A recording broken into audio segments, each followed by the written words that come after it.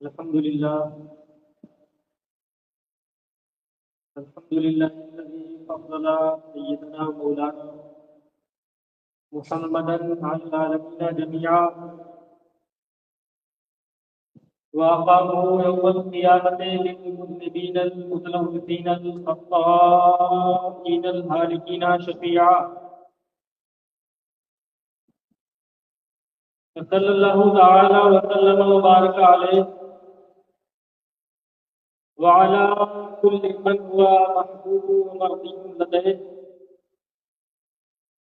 صلاة تبقى وتدوم بدوام الملك الحي القيوم وأشهد أن لا إله إلا الله وأشهد أن محمدا عبده ورسوله أما بعد أعوذ بالله من الشيطان الرجيم بسم الله الرحمن الرحيم قال الله تبارك وتعالى في القرآن المجيد والفرقان الحميد ادعو إلى سبيل ربك بالحكمة والموعظة الحسنة. Call unto the way of the Lord with wisdom and beauty preaching. صدق الله مولانا العظيم وبلغنا رسوله النبي الأمين المكين الكريم ونحن على ذلك لمن الشاهدين والشاكرين فالحمد لله رب العالمين. سرورا شاہا کریمہ دستگیرہ اشرفہ سرورا شاہا کریمہ دستگیرہ اشرفہ حرمت روح پیمبر یک نظر ہوئے منا علینا ربنا اذ بعث محمدا منا علینا ربنا اذ بعث محمدا ارسلہ مبشرا ارسلہ ممجدا ارسلہ مبشرا ارسلہ ممجدا صلو علیہ دائما صلو علیہ سرمدا. آواز بلند بارگاہ رسالت پاک صلی اللہ علیہ وسلم میں ہدیہ درود پاک پیش کرنے کی سعادت حاصل کریں. پڑھیں اللہم صلی علی سیدنا مولانا محمد معدن الجود والکرم منبع العلم والحلم والحکم وآلہ مبارک وسلم. صلاۃ و سلام علیک یا رسول اللہ صلی اللہ تعالی علیہ وسلم.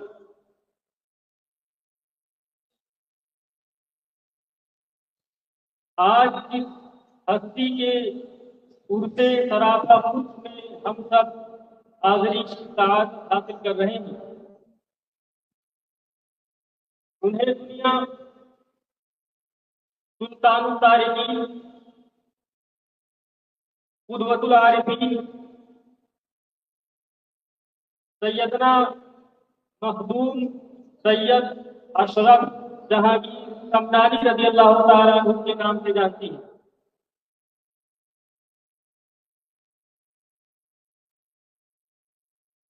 بلا تاخیر و تمہید کی میں آپ کی شخصیت کے بارے میں کچھ لفظائی کرنے کی کوشش کر رہا ہوں. سید مخدوم اشرف سمدانی رضی اللہ تعالیٰ عنہ ایک بادشاہ تھے. آپ بادشاہ بھی تھے, ایک ولی کامل بھی تھے اور ایک متبحر عالم دین بھی تھے. آپ جامع معقولات و منقولات بھی تھے. آپ تصوف کے بحر بیکرا کے ناخدا بھی تھے. آپ کے والد محترم حضرت سید ابراہیم وہ بھی بادشاہ تھے. افغانستان عراق اور ایران کے خطوں کو ملا کر ایک اسلامی عمارت قائم ہوئی تھی جس کی راجدھانی لبنان تھی. حضرت مخدوم اشرف سمدانی رضی اللہ تعالیٰ عنہ کے والد محترم بھی بادشاہ تھے. آپ کے دادا بھی بادشاہ تھے. اسلامی حکومت ایسی تھی کہ وہاں کا اصول و دستور تھا کہ آل رسول ہی بادشاہ بنتے تھے. تو حضرت سید ابراہیم رضی اللہ تعالیٰ عنہ جو مخدوم اشرف سمنانی کے والد محترم تھے، ان کے وصال کے بعد پائے تخت پر مسند بادشاہت پر سید مخدوم اشرف سمنانی رضی اللہ تعالیٰ عنہ جلوہ بان ہوئے. آپ کی ولادت سن 708 عیسوی میں ہوئی. حضرت مخدوم اشرف سمنانی رضی اللہ تعالیٰ عنہ کی والد بزرگوار کا نام حضرت ابراہیم ہے اور آپ کی والدہ محترمہ کا نام حضرت خدیجہ. آپ کے والد حضرت ابراہیم ایک جلیل القدر عالم دین تھے، بادشاہ وقت بھی تھے. تمام علوم متداولہ پر آپ کو مکمل درک اور دسترس حاصل تھا. تمام معقولات و منقولات کی کتابوں میں آپ کو مہارت کامہ حاصل تھا. بادشاہت سے جو مصروفیت ہوتی تھی، مصروفیت کے علاوہ جو ٹائم آپ کو ملتا تھا، خالی ٹائم میں آپ منتہی طلبا کو تدریس کیا کرتے تھے، ان کو درس دیا کرتے تھے. ایک بادشاہ کے لیے اپنے امور بادشاہت سے وقت نکالنا بڑا مشکل ہوتا ہے اور شاید تاریخ میں ایسی کوئی مثال ملے کہ کوئی بادشاہ وقت اس کو علم و تعلیم سے اتنا شغف اور شوق ہو کہ وہ عالم اور فاضل بننے والے منتہی طلبا کو درس دینے کے لیے وقت نکالتا ہوں.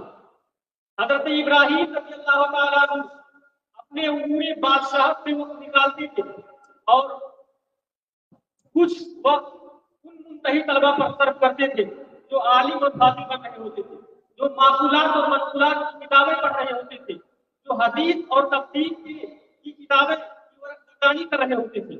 ان طلبا کے لیے آپ وقت نکالتے تھے.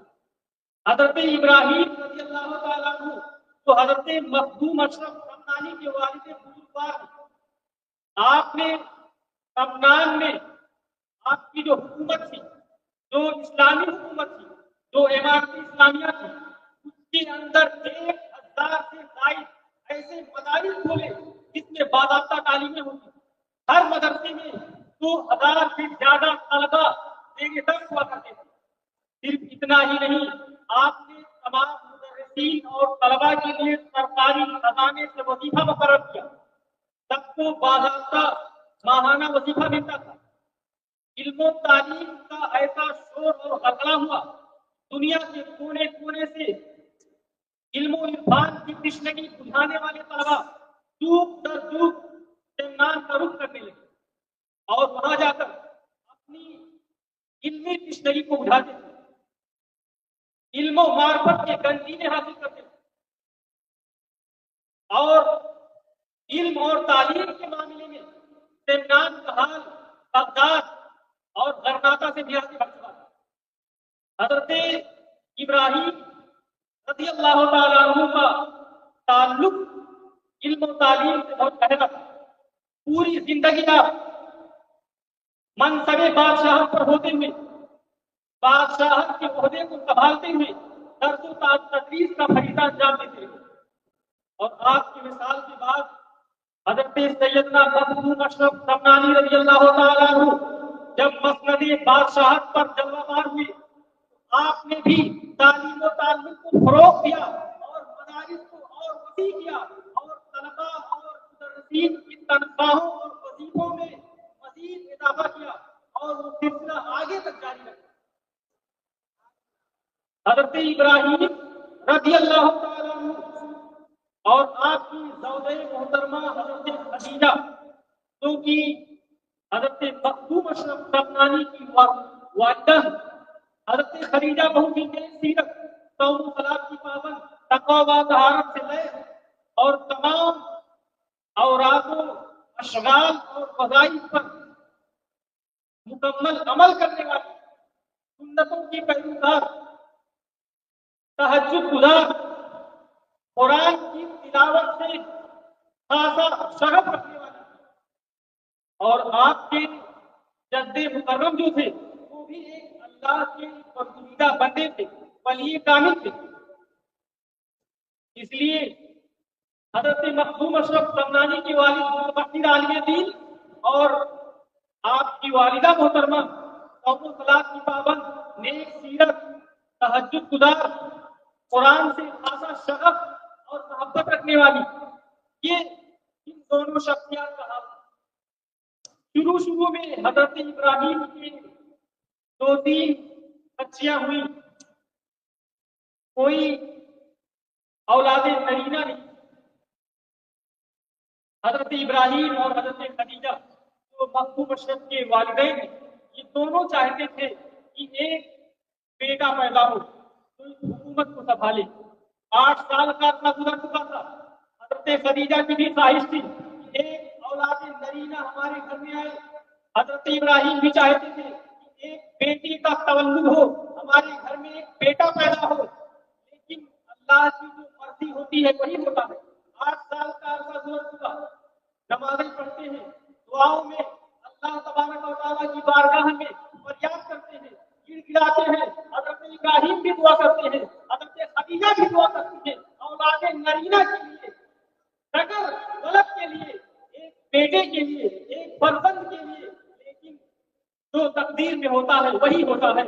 آخرکار 8 سال کا عرصہ جب گزر چکا تو ایک دن حضرت ابراہیم آپ میں کیا دیکھتے ہیں، محسن انسانیت پیغمبر دو عالم صلی اللہ تعالیٰ علیہ وسلم تشریف لے آئے اور خواب کی حالت میں سرکار دو عالم صلی اللہ علیہ وسلم نے فرمایا، اے ابراہیم میں تم کو متردد دیکھ رہا ہوں، تم کو پریشان دیکھ رہا ہوں، چاہتے کیا ہو؟ اگر اولاد نرینہ کی خواہش ہے بتاؤ، میں عطا کیا۔ حضرت ابراہیم نے کہا، یا رسول اللہ صلی اللہ تعالیٰ علیہ وسلم، اولاد نرینہ کی چاہت تو میرے دل میں ہے، میرے دل میں یہ خواہش مچل رہی ہے، میں بھی چاہتا ہوں، میری بیوی بھی چاہتی ہے کہ ایک کوئی فرزند میرے گھر میں آئے، ایک بیٹا پیدا ہو جو ہمارے بعد اس حکومت کو چلائے، اس سلطنت کی ذمہ داریوں اور امور کو بہت خوبی انجام دے۔ نبی کریم صلی اللہ تعالیٰ علیہ وسلم نے ارشاد فرمایا، جاؤ تمہارے گھر میں ایک بیٹا پیدا ہوگا جو اپنے وقت کا ولی کامل ہوگا۔ تو خواب میں مصطفیٰ جان رحمت نے حضرت ابراہیم کو اس بات کی بشارت دی تھی کہ تمہارے گھر میں بیٹا پیدا ہو۔ ایک دن حضرت ابراہیم، ان کی بیوی حضرت خدیجہ دونوں فجر کی نماز کے بعد اوراد و وظائف میں مشغول تھے، مراقبہ کر رہے تھے۔ اسی اثنا میں محل کے اندر، شاہی محل کے اندر ایک مجذوب بزرگ چلے آتے۔ آپ کا گھر چاروں طرف سے پہرے دار لگے ہوئے ہیں، شاہی محل ہے، پرندہ پر نہیں مار سکتا ہے، لیکن یہ مجذوب بزرگ محل کے اندر بالکل آ جاتے ہیں۔ لوگ تعجب کرتے ہیں، پوچھا جاتا ہے کہ یہ آدمی کیسے آ گیا؟ وہ مجذوب بزرگ، ان کا نام بھی ابراہیم ہے۔ حضرت مخدوم پاک کے والد کا نام ابراہیم، اور جو مجذوب بزرگ اللہ کے برگزیدہ بندے ہیں ان کا نام بھی ابراہیم۔ شاہی محل میں حضرت مجذوب ابراہیم رضی اللہ تعالیٰ عنہ آ جاتے ہیں۔ جیسے وہ محل کے اندر آئے تو آپ کے حضرت مخدوم پاک کے والد بزرگوار کھڑے ہو گئے، ادب کے ساتھ اپنے شاہی سنت پر ان مجذوب بزرگ کو ادب کے ساتھ دکھا دیا اور ہاتھ بات کر ان کے سامنے کھڑے ہو گئے۔ بزرگ نے فرمایا، کیا ابراہیم بتاؤ کیا چاہتے ہو؟ میں پریشان دیکھ رہا ہوں، اولاد نرینہ کی خواہش ہے، بیٹا چاہیے، فرزند چاہیے۔ حضرت ابراہیم نے کہا، حضور ہاں بیٹا چاہیے، ہمارے گھر میں صرف 2-3 بیٹیاں ہی ہیں، کوئی بیٹا نہیں ہے، بیٹی کی خواہش ہے، بیٹی کی چاہت اور طلب ہے۔ بزرگ نے فرمایا، بیٹا تو ملے گا لیکن قیمت چکانی ہوگی۔ مخدوم پاک کے والد بزرگوار نے کہا، ٹھیک ہے، آپ فرمائیں کیا قیمت دینی ہوگی؟ تو مجذوب بزرگ ابراہیم نے کہا، 1000 اشرفی دو اور اشرف کو لے لو۔ مخدوم پاک کے والد بزرگ بار حضرت ابراہیم نے اپنے کاریگروں کو کہا کہ 1000 اشرفی حضرت کو دے دیا جائے، فوراً 1000 اشرفی مجذوب بزرگ کے حوالے کر دیا جاتا ہے۔ مجذوب بزرگ نے دعا دیا، جاؤ اللہ تبارک و تعالیٰ تمہیں ایک فرزند عطا کرے گا جس کے ولایت کا شہرا پوری دنیا میں ہوگا۔ اتنا کہہ کر وہ مجذوب بزرگ وہاں سے چلنے لگے۔ مخدوم پاک کے والد بزرگوار بھی کھڑے ہو گئے اور ادب کے ساتھ پیچھے پیچھے ان کے چلنے لگے۔ مجذوب بزرگ نے پلٹ کر دیکھا تو پوچھا کیا ہوا، اب کیا چاہتے ہو؟ تمہارے لیے ایک بیٹے کی دعا کر دیا، تم کو ایک بیٹا دے دیا ہوں، اب کیا چاہتے ہو؟ اب کیوں پیچھے پیچھے آ رہے ہو؟ اچھا ٹھیک ہے آ رہے ہو، چلو ایک اور دیا، تم کو 2 بیٹے ہوں گے، جاؤ۔ ان بزرگ نے جو دعا دی تھی وہی ہوا۔ ان کی دعا باب اجابت سے ٹکرائی، اللہ کے برگزیدہ بندے کی دعا قبول ہوئی اور حضرت ابراہیم کے گھر میں 2 بیٹوں کی ولادت، ایک سید محمد اشرف اور ایک سید محمد عرب۔ سید اشرف یہ وہی ہیں جن کو ہم مخدوم سمنانی کہتے ہیں، جن کو جہانگیر کہتے ہیں، جن کی ولایت کا ڈنکا پوری دنیا میں بج رہا ہے۔ حضرت مخدوم اشرف سمنانی رضی اللہ تعالیٰ عنہ کی جب ولادت ہوئی تو 3 مہینہ پہلے سے ہی یہ مجذوب بزرگ پورے سمنا میں اعلان کر رہے تھے کہ اشرف تشریف لا رہے ہیں۔ 3 مہینہ پہلے سے ہی پورے شہر میں یہ خبر پھیل گئی تھی کہ اشرف نامی کوئی فرزند پیدا ہونے والا۔ حضرت مخدوم اشرف سمنانی رضی اللہ تعالیٰ عنہ کی ولادت کے بعد آپ کے گھر میں خوشیوں کا ماحول تھا۔ آپ کے والد بادشاہ تھے، بادشاہ وقت کے گھر پر بیٹا پیدا ہو، وہ بھی 8 سال کے لمبے عرصے کے بعد، تو بتائیے کتنی خوشی ہوگی۔ آپ جب 4 سال 4 ماہ 4 دن کے ہو جاتے ہیں تو آپ کی رسم بسم اللہ ثانی کرائی جاتی ہے۔ حضرت مولانا عماد الدین تبریزی آپ کے پہلے استاد، انہوں نے آپ کو شروع سے بسم اللہ ثانی کرائی، جیسا کہ دستور ہے بزرگوں کا، اسلاف کا۔ اور حضرت سید مخدوم اشرف سمنانی رضی اللہ تعالیٰ عنہ نے 7 سال کی عمر میں پورا قرآن پاک مکمل حفظ کر لیا، 7 قرات کے ساتھ پورا قرآن پاک آپ نے صرف 1 سال کے اندر مکمل کیا۔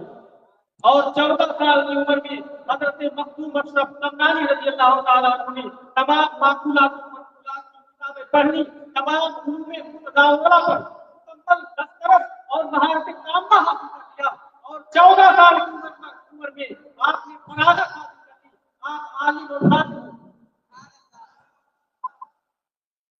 مخدوم اشرف سمنانی رضی اللہ تعالیٰ عنہ 14 سال کی عمر میں تمام معقولات و منقولات کی کتابیں پڑھ لی، تمام علوم متداولہ پر مکمل دسترس مہارت تامہ حاصل کر لی، اور جب آپ 15 سال کی ہوئے تو آپ کی والد بزرگوار حضرت ابراہیم کا انتقال ہو گیا۔ آپ کی مثال کے بعد آپ شاہی تخت پر جلوہ بار تھے، اور 15 سال کی عمر میں آپ ایک بہترین ماہر متفکر عالم دین ہیں اور حکومت کی باغڈور کو سنبھال رہے ہیں، ایک سلطنت چلا رہے ہیں، اور اتنے حسن و خوبی کے ساتھ حکومت کو چلا رہے ہیں کہ پورے ملک میں آپ کے دور حکومت میں حضرت مخدوم اشرف سمنانی رضی اللہ تعالیٰ عنہ 15 سال کی عمر سے لے کر 25 سال کی عمر تک آپ بادشاہت کے منصب پر قائم رہے۔ 10 سال تک پورے آپ نے سینا پر حکومت کی، ایک اسلامی حکومت کو چلایا، اور اس طرح سے امور کو انجام دیا کہ پورے ملک کے اندر عدل و انصاف کا پرچم لہرا رہا تھا، علم و معرفت کی شمع روشن تھی، ہر طرف خوشحالی تھی، اور ایسا لگ رہا تھا کہ یہ عہد صحابہ ہے یا عہد تابعین ہے۔ خوشحالی کا عالم یہ تھا، عدل و انصاف کا یہ عالم تھا، علم و معرفت کی ایسی روشنی پھیل چکی تھی کہ عہد صحابہ کی یاد تازہ آ رہی تھی، یاد آ رہی تھی، اور تابعین کے دور کی یاد کو اس دور میں تازہ کر دیا۔ حضرت ابراہیم کے فرزند ارجمند حضرت سیدنا مخدوم اشرف سمنانی رضی اللہ تعالیٰ عنہ آپ حکومت کی بات کو سنبھال رہے تھے، لیکن آپ کا دل ریاضت اور مجاہدہ کی طرف زیادہ مائل تھا. آپ سلوک اور تصوف کی طرف آپ کی رغبت اور میلان زیادہ تھا. اس لیے سمنا کے جو سب سے بڑے عالم دین تھے، جو سب سے بڑے تصوف کے میدان کے شہسوار تھے، علم و معرفت کے بحری ناپیدا جناب کے جو ناخدا تھے، ان کی بارگاہ میں آپ جاتے تھے، سامنے قدم مستح کرتے تھے، وہاں سے استفادہ کرتے تھے، علم و معرفت کے گوہر سیکھتے تھے، حاصل کرتے تھے. اور رات کی تاریکی میں آپ فرائض و عبادات کو بسط شوق انجام دیتے تھے، ان کی بجاوری کرتے تھے. حضرت مخدوم اشرف سمنانی رضی اللہ تعالیٰ عنہ دن میں فیصلے کرتے تھے، حکومت کے امور کو انجام دیتے تھے، حکومت کی ذمہ داریوں کو نبھاتے تھے، اور رات کی تنہائی میں اللہ کی عبادت کیا کرتے تھے، فرائض کی ادائیگی کیا کرتے تھے، نوافل اور سنن کو بہت خوبی انجام دیا کرتے تھے. اور آپ کا دل عبادات میں زیادہ مائل ہو رہا تھا. اس لیے کئی بار آپ چاہتے تھے کہ حکومت کو چھوڑ دیں، لیکن حضرت خضر علیہ السلام نے آپ سے آ کر کہا تھا کہ ابھی آپ حکومت کو نہیں چھوڑیں گے، آپ ابھی حکومت پر قائم رہیے، اس منصب پر، اس عہدے پر ابھی آپ قائم رہیے جب تک کوئی حکم نہیں آتا. آخرکار 10 سال جب پورا ہو جاتا ہے، حضرت خضر علیہ السلام مخدوم پاک کی بارگاہ میں حاضر ہوتے ہیں اور عرض کرتے ہیں کہ اب آپ اللہ تبارک و تعالیٰ کی طرف راغب ہو جائیے، مائل ہو جائیے، عبادت اور سلوک اور طریقت کی طرف اپنے رغبت اور میلان کو بڑھا دیجیے اور حکومت سے درکنار ہو جائیے. حضرت خضر علیہ السلام نے جب اتنا کہا تو مخدوم اشرف سمنانی رضی اللہ تعالیٰ عنہ نے اعلان کر دیا تخت حکومت کو چھوڑنے کا. سمنا کی سلطنت کو خیر آباد کہنے کے لیے آپ نے فیصلہ کر لیا. صبح ہی آپ نے یہ اعلان کر دیا کہ شاہی سلطنت اب میرا چھوٹا بھائی محمد عارف سنبھالے گا.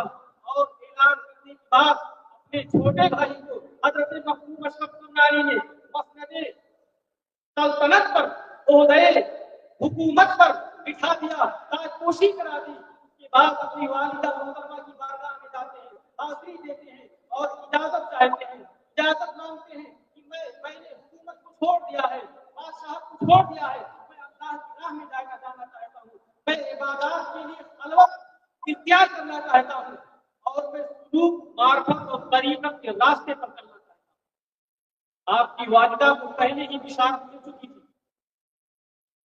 حضرت محبوب پاک کے نانا نے پہلے ہی بتا دیا تھا، حضرت خدیجہ سے کہہ دیا تھا کہ تمہارے بطن سے ایک بیٹا پیدا ہوگا جس کے ولایت کا ڈنکا پوری دنیا میں بجے گا، پورے آفاق میں اس کی ولایت کا چرچا ہوگا. حضرت خدیجہ جانتی تھی یہ بشارت کی خوشخبری انہیں معلوم تھی. اس لیے جب محبوب پاک نے اجازت طلب کی تو حضرت خدیجہ نے کہا بیٹا تمہارے نانا نے پہلے ہی خوشخبری سنا دی ہے، بشارت دے دی ہے، ایک بیٹا پیدا ہوگا جس کے ولایت کا ڈنکا پوری دنیا میں بجے گا، جس کے ولایت کا شعلہ آفاق عالم میں ہوگا. اس لیے میں تجھے روکنا نہیں چاہتی ہوں، میں چاہتی ہوں جاؤ اللہ کی راہ میں جاؤ، عبادت سلوک اور معرفت کے راستے پر چلو اور لوگوں کو بھٹکے ہوئے لوگوں کو زیادہ مستقیم پر گامزن کرو. تم گستگان راہ کو سیدھے راستے پر لا کے کھڑا کر دو. آپ کی والدہ واجدہ نے خوشی اجازت دے دی. آپ کی والدہ نے بھی تاکید کیا کہ بیٹا جا رہے ہو تو ایسے مت جاؤ، بلکہ تمہارے ساتھ ایک فوج جائے گی. جب تک حکومت کے اندر اپنی عمارت اور سلطنت کے اندر سے گزرو گے تنہا نہیں جانا ہے، تمہارے ساتھ کارندے بھی رہیں گے، فوجی بھی رہیں گے. اور یہ حکومت کی سرحد اور سیما جب سماپت ہو جائے گی اس کے بعد چند لوگ آپ کے ساتھ جائیں گے. تو حکومت کے اندر آپ اپنی سلطنت میں جب نکلتے ہیں، حکومت کو چھوڑ کر اپنے چھوٹے بھائی کو مسند بادشاہت پر بٹھا کر جب نکلتے ہیں تو آپ کے ساتھ 12,000 کا لشکر ہوتا ہے، گھوڑے ہوتے ہیں، خدام ہوتے ہیں، فقراء اور مساکین ہوتے ہیں. آپ آگے بڑھتے ہیں تو سارے لوگوں کو آپ دھیرے دھیرے رخصت کرتے ہیں. لوگ نہیں جانا چاہتے ہیں، لوگ کہتے ہیں کہ ہم آپ کے ساتھ چلنا چاہتے ہیں، لیکن حضرت مخدوم پاک اصرار کرتے ہیں نہیں، آپ کو واپس ہو جائیے، ہم کو جانے دیجیے۔ حضرت مخدوم پاک رضی اللہ تعالیٰ عنہ سب کو رخصت کر دیتے ہیں۔ آخر میں دو لوگ آپ کے ساتھ بچ جاتے ہیں، وہ دو لوگ آپ کے ساتھ ہندوستان تک آتے ہیں۔ مخدوم پاک سمنا سے نکلتے ہیں تو سمرقند آتے ہیں، بخارا آتے ہیں، بخارا ہوتے ہوئے ہندوستان میں آپ کوچ کی سرزمین پر آتے ہیں جو اس وقت ملتان کے قریب ہے۔ وہاں پر سید جلال الدین بخاری کی بارگاہ میں حاضری دیتے ہیں۔ سید جلال الدین بخاری اپنے وقت کے مائے ناز متبخر عالم دین اور ولی کامل تھے، جن کا شہرہ تھا، جو مرد خلائق تھے، جن کی بارگاہ میں لوگ آتے تھے اپنی حاجت اور فریاد دے کر۔ آپ قلوب اور معرفت کے میدان کے شہسوار تھے۔ سید جلال الدین بخاری کی بارگاہ میں کچھ دن آپ گزارتے ہیں، وہاں سے آپ روانہ ہوتے ہیں، دہلی آتے ہیں۔ حضرت مخدوم پاک جب دہلی آتے ہیں تو حضرت نظام الدین اولیاء کی بارگاہ میں حاضری دیتے ہیں، حضرت قطب الدین بختیار کاکی کی بارگاہ میں حاضری دیتے ہیں۔ وہاں حاضری دینے کے بعد ایک بزرگ سے آپ کی ملاقات ہوتی ہے، وہ بزرگ بتاتے ہیں، پہچان جاتے ہیں مخدوم پاک کو اور بتاتے ہیں آپ کی جگہ یہ نہیں ہے، آپ پٹوا جائیے، آپ کا وہاں انتظار ہو رہا ہے۔ حضرت علاء الحق بھائی آپ کا وہاں انتظار کر رہے ہیں، آپ پٹوا کی سرزمین کے لیے پورب کی جانب آپ روانہ ہو جائیے، بڑی شدت سے آپ کا وہاں انتظار ہو رہا ہے۔ حضرت مخدوم پاک رضی اللہ تعالیٰ عنہ سمنا سے چلتے ہیں، پٹوا کے لیے نکلے ہیں، کیونکہ حضرت خضر علیہ السلام نے بتا دیا تھا کہ آپ کے مرشد طریقت بنگال کی سرزمین میں پٹوا میں ہے، وہاں آپ کو جانا ہے۔ حضرت مخدوم پاک رضی اللہ تعالیٰ عنہ سمنا سے چلتے ہیں تو پٹوا جو مالدہ ضلع میں کے قریب ہے، وہاں تک آپ کو پہنچنے میں 2 سال لگ جاتے ہیں۔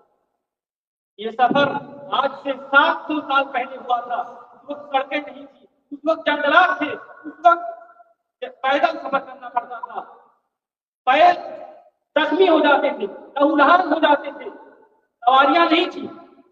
آپ نے گھوڑا بھی ہندوستان میں ہی داخل ہوتے ہی چھوڑ دیا، کوچ کی سرزمین میں ہی اپنے آپ نے جو گھوڑا لایا تھا نہیں چھوڑ دیا، وہاں سے آپ نے آگے کا سفر پیدا کیا۔ اور جب پنڈوا میں آپ پہنچتے ہیں تو آپ کے مرشد طریقت حضرت علاء الحق پنڈوی رحمت اللہ تعالیٰ علیہ بڑی شدت کے ساتھ مخدوم پاک کا انتظار کر رہے تھے۔ مخدوم پاک وہاں پہنچتے ہیں تو حضرت علاء الحق پنڈوی رحمت اللہ تعالیٰ علیہ کو پہلے ہی پتہ چل جاتا، اپنے خدام اور لوگوں سے آپ کہتے ہیں کہ کوئی یاد نہیں آیا، تجھے میرے دوست کی خوشبو آ رہی ہے۔ حضرت علاء الحق پنڈوی رحمت اللہ تعالیٰ علیہ پہلے ہی اپنے خانقاہ سے نکلتے ہیں، اپنے خدام کے ساتھ، لوگوں کے ساتھ ایک جلوس کی شکل میں نکلتے ہیں، خانقاہ سے باہر آ جاتے ہیں، ایک سیبل کے درخت کے نیچے قیام کرتے ہیں اور انتظار کر رہے ہیں حضرت مخدوم پاک کا۔ مرشد طریقت اپنے مرید کا انتظار کر رہا ہے، حضرت علاء الحق پنڈوی مخدوم پاک کا انتظار کر رہے ہیں۔ مرید اپنے پیر سے ملنے کے لیے بے قرار ہے اور پیر بھی مرید سے ملنے کے لیے بے چین اور بیتاب ہے۔ حضرت مخدوم پاک جب قریب آتے ہیں، در دور سے دکھائی دیتی ہے تو حضرت علاء الحق پنڈوی نے خادم سے کہا، دیکھو وہ دور تک نظر آ رہا ہے، دیکھو کون آ رہا ہے۔ خادم نے جا کر دیکھا، معلوم ہوا کہ سمنان کا ایک آدمی آ رہا ہے جو اہل رسول ہے۔ حضرت علاء الحق پنڈوی کو خادم نے بتایا آنے والا سمنان کا ہے، نام اشرف ہے اور وہ آل رسول ہے۔ حضرت علاء الحق پنڈوی اس سیبل کے درخت کے نیچے رکے ہوئے تھے، وہاں سے آگے بڑھتے ہیں، مخدوم اشرف سمنانی سے ملاقات کے لیے اور چند قدم آگے بڑھ جاتے ہیں، اور جب حضرت مخدوم اشرف اور علاء الحق پنڈوی کی ملاقات ہوتی ہے، حضرت مخدوم پاک اپنے مرشد طریقت کے قدموں میں گر جاتے ہیں، بوسہ دیتے ہیں اور حضرت علاء الحق پنڈوی رحمۃ اللہ تعالیٰ علیہ مخدوم پاک سینے سے لگا لیتے ہیں، سینے سے چمٹا لیتے ہیں، چمٹانے کے بعد بڑی دیر تک سینے سے لگائے رہتے ہیں۔ حضرت علاء الحق پنڈوی رحمۃ اللہ تعالیٰ علیہ نے کہا کہ اشرف بیٹا میں تمہارا 2 سال سے انتظار کر رہا تھا اور اس 2 سال کی مدت میں میں تم پر برابر نظر رکھ رہا تھا. اس مدت کے اندر حضرت خضر علیہ السلام نے 70 مقام دیا کر بتایا ہے تمہاری آمد کے بارے میں. حضرت خضر علیہ السلام نے 70 بار بتایا ہے کہ اشرف سمنانی سمنان سے چل کر پنڈوا آ رہی. حضرت مخدوم اشرف سمنانی کو آپ کے مرشد گرامی طریقت نے کہا آپ سواری کے سوار ہو جائیے. مخدوم پاک نے کہا کہ مرشد طریقت کے برابر میں بیٹھوں یہ میری مجال ہے. مرید پیر کے برابر کیسے بیٹھ سکتا ہے؟ آپ منع کر رہے ہیں. لیکن حضرت علاؤالحق پنڈری رحمۃ اللہ تعالی علیہ نے کہا کہ نہیں میں آپ کو کہہ رہا ہوں آپ بیٹھیے حکم دے رہا ہوں آپ بیٹھیے. وہ فوقل ادب کے تحت حضرت مخدوم پاک رحمۃ اللہ تعالی علیہ نے سواری پہ سوار ہو جاتے ہیں. مخدوم پاک میں سوار نہیں آپ کے مرشد طریقت حضرت علاؤالحق پنڈری بھی سواری پر سوار بھی اور خانقاہ کی طرف سواری جاتی ہے. خانقاہ میں پہنچنے کے بعد کام کو حکم دیا جاتا ہے کہ ضیافت کا سامان اکٹھا کر دیا جائے. پانی منگوایا جاتا ہے. دسترخوان سجایا جاتا ہے. حضرت مخدوم پاک رحمۃ اللہ تعالی علیہ سے حضرت علاؤالحق پنڈری نے کہا دنیا کے تمام مالو متا سے ہاتھ دھل دو. مخدوم پاک نے کہا میں پہلے ہی ہاتھ دھل چکا ہوں. دنیا کی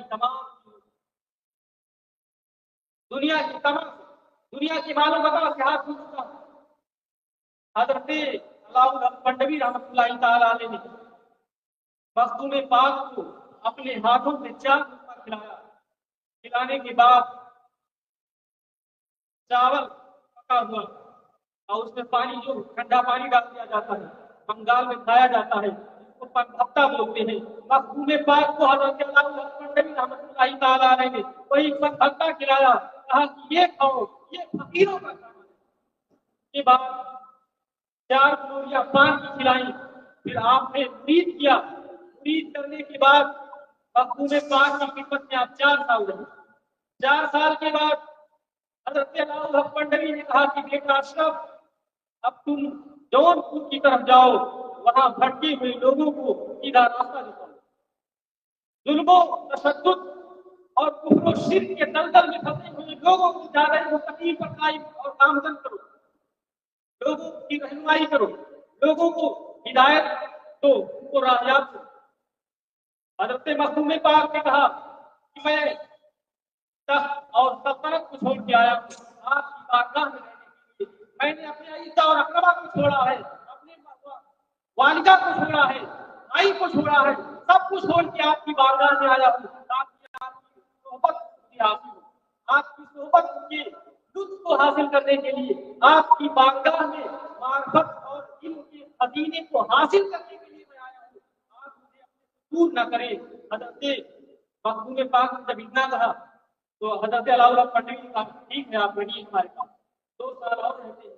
2 سال کے بعد اب آپ کے مرشد گرامی مخدوم پاک کے پیر و مرشد حضرت علاؤالحق پنڈری نے کہا بیٹا اب وقت آ چکا ہے کہ آپ تبلیغ کے لیے نکلیں اور جون پور کی طرف جائیں. جون پور کی طرف حضرت مخدوم پاک رضی اللہ تعالیٰ عنہ جاتے ہیں. جون پور سے آپ محمد آباد جاتے ہیں سفرآباد جاتے ہیں اور آخر میں کشوچا جاتے ہیں. آپ کو پہلے ہی وہ سرزمین دکھا دی گئی تھی. سرزمین کشوچا میں گئے تو جو سرزمین آپ کی حالت میں مخدوم پاک کو دکھائی گئی تھی آپ وہیں پر پہنچے. وہاں آپ نے لوگوں سے پوچھا تبلیغ اور کچھ تو ہدایت کے لیے سب سے مناسب اور موضوع کون سی ہے. لوگوں نے وہی جگہ بتائی جہاں آپ کا مزار ہے. وہاں پہلے ایک جوگی رہا کرتا تھا. لوگوں نے بتایا کہ یہ سب سے اچھی ہے. ایک یہاں ایک جوگی رہتا ہے کہ ساتھی اور نبراہی بھی وہاں رہتے ہیں.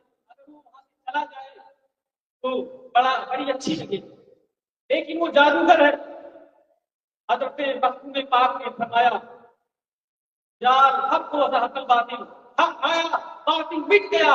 وہ جوگی یہاں سے جائے گا اس کو یہاں نہیں رہنا ہے. مخدوم پاک سے جوگی پہلے تو ٹکرانے کی کوشش کرتا ہے لیکن جب وہ آپ کی کرامتوں کو دیکھتا ہے وہ طائب ہو جاتا ہے دائرہ اسلام میں داخل ہو جاتا ہے.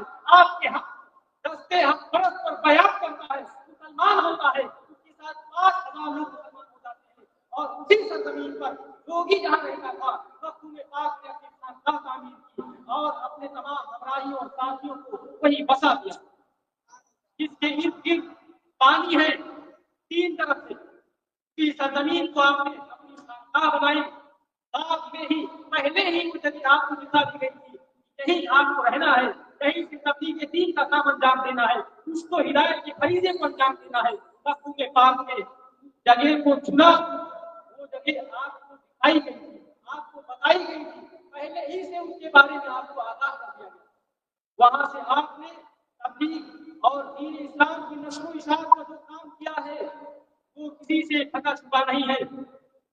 اور کتنے بھٹکے ہوئے لوگوں کو آپ نے راہ یاب کر دیا, کتنے گمشدگان راہ کو آپ نے زیادہ مستقیم پر لا کے کھڑا کر دیا, کتنے کفر و شرک کے دلدل میں پھنسے ہوئے لوگوں کو اسلام کے دامن سے وابستہ کر دیا.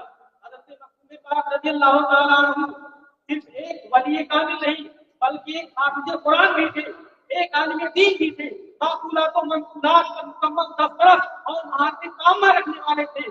آپ کی شخصیت وہ ہے جس نے دین کے لیے دنیا کو ڈانٹ مار دیا, ٹھکرا دیا, حکومت و سلطنت کو چھوڑا اللہ کو پانے کے لیے, اللہ کی رضا خوشنودی کے لیے. مخدوم پاک نے حکومت کو چھوڑ دیا تھا, سلطنت کو چھوڑ دیا تھا, دنیا کو خیرآباد کہہ دیا تھا, لیکن ہم دنیا کو پانے کے لیے اپنی آخرت کو تباہ و برباد کر رہے ہیں. ہم دنیا کو حاصل کرنے کے لیے رب سے منہ موڑ رہے ہیں, اللہ کے گھر سے دور ہو رہے ہیں, گناہوں میں مبتلا ہے. مخدوم پاک نے سب کچھ اس لیے چھوڑ دیا تھا تاکہ اللہ کی خوشنودی حاصل ہو جائے, مصطفیٰ جان رحمت کی رضامندی حاصل ہو جائے. اس لیے آپ نے تخت حکومت کو چھوڑ دیا, شاہی کھانے کو چھوڑ کر بنگال کا پن بھتہ اس لیے کھا رہے تھے تاکہ اللہ راضی ہو جائے, مصطفیٰ جان رحمت راضی ہو جائے اور آپ کو آخرت میں سرخروئی حاصل. لیکن آج حال یہ ہے کہ اس دنیا کی حقیقت اللہ کے نزدیک ایک مچھر کے پر سے بھی کم ہے, جو اس کو حاصل کرنے کے لیے آخرت کو تباہ و برباد کر دیتے ہیں اور اللہ کے در سے منہ موڑ لیتے ہیں. مصطفیٰ جان رحمان کی سنتوں کو پسے پش ڈالتے ہیں, اسلام کے اصول و قوانین کی دھجیاں اڑاتے ہیں اور اپنے آپ کو مسلمان کہتے ہیں. اللہ تبارک و تعالیٰ ہم سب کو اپنے ان بزرگوں کے نقشے قدم پر چلنے کی توفیق عطا فرمائے, ان کی سیرت کو اپنانے کی توفیق عطا فرمائے. آخر میں اتنا ہی کہوں گا کہ راستہ اپنے بزرگوں کا نظر میں رکھنا, ورنہ منزل کے نشانوں کو ترس جاؤ گے. اور بستر غفلت سے اٹھ غافل خدا کے واسطے, کر مہیا اٹھی روز جزا کے واسطے. حد بھی ہے ہر چیز کی, آخر کہاں تک سوئے گا, آج سویا تو کل کے روئے گا. واقع دعوانا الحمدللہ.